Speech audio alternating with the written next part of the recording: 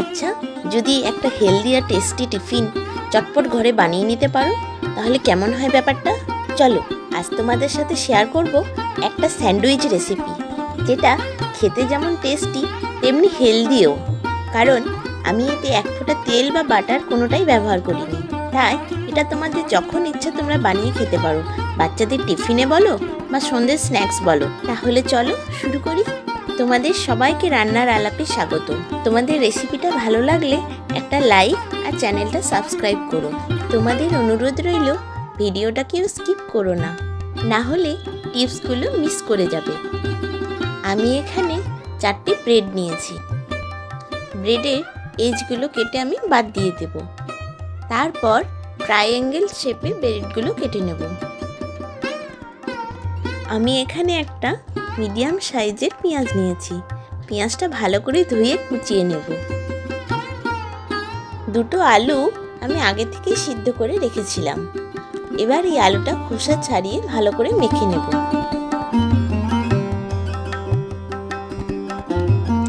এরপর গ্যাসের ফ্লেমটা অন করে সেটা মিডিয়ামে রেখে একটা কড়াই বসিয়ে দেব। এতে 2 কোয়া রসুন আগে থেকে যেটা আমি কুচিয়ে রেখেছিলাম সেটা শুকনো খোলায় ভেজে নেব। তারপর একে একে জিরে এবং কালো জিরে দুটোই শুকনো খোলাতেই ভেজে নেব। জিরেটা এমনিতেই ভালো লাগে, কিন্তু এটা একটু শুকনোভাবে খড়িয়ে নিলে এর যে গন্ধটা ওঠে সেটা যে কোনো খাবারই ভালো লাগে। এরপর কুচনো পেঁয়াজগুলো আমি এখানে খড়িয়ে নেব। আমি এখানে কোনো তেল ব্যবহার করিনি।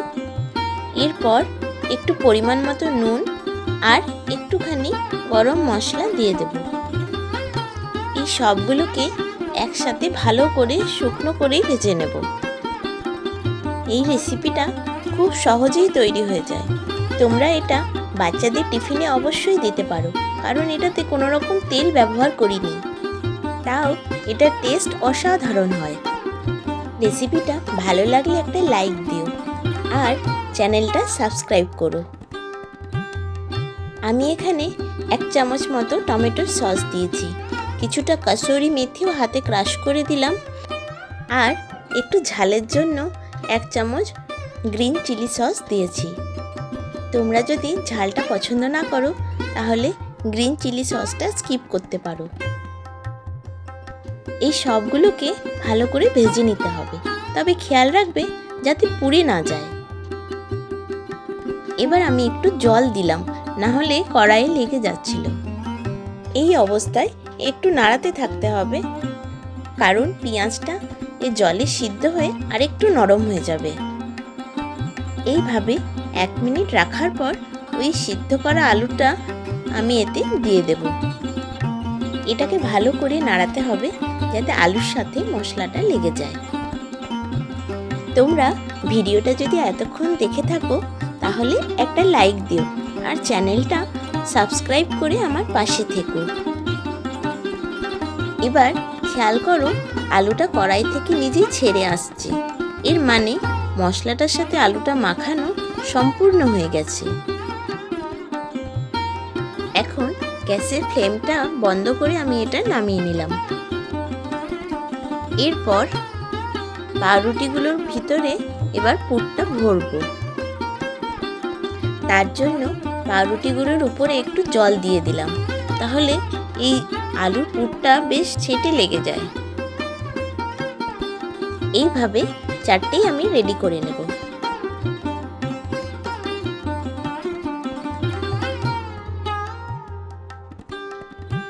এবার গ্যাসের ফ্লেমটা অন করে মিডিয়ামে রেখে একটা তাওয়া চাপিয়ে দিয়েছি। তাওয়াটা একটু গরম হওয়া অবধি অপেক্ষা করব। মোটামুটি একটু তাপ উঠতে শুরু করলেই স্যান্ডউইচগুলো একে একে দিয়ে দেব। বন্ধুরা, আমি এখানে কোনো রকম অয়েল, ঘি বা বাটার কোনোটাই ইউজ করিনি।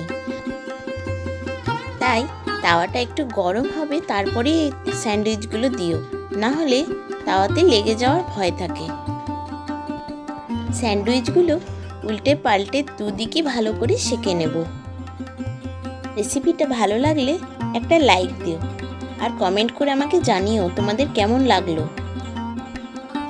এইরকম স্যান্ডউইচ তোমরা সকালের জলখাবারে বা স্কুলের জন্য টিফিনে তোমরা সুন্দর করে বানিয়ে নিতে পারবে।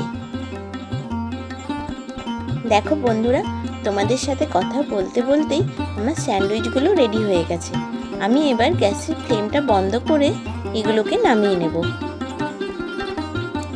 এইগুলোকে তোমরা একটু সস আর উপর থেকে বিট লবণ ছড়িয়ে সুন্দর করে পরিবেশন করতে পারো। খেতে অসাধারণ হয় আর চট করে বানিয়েও নেওয়া যায়। বন্ধুরা, রেসিপিটা ভালো লাগলে একটা লাইক দিও আর কমেন্টে আমাকে জানিও তোমাদের কেমন লাগলো। আজকের জন্য টাটা, নতুন একটা রেসিপির সাথে দেখা হবে।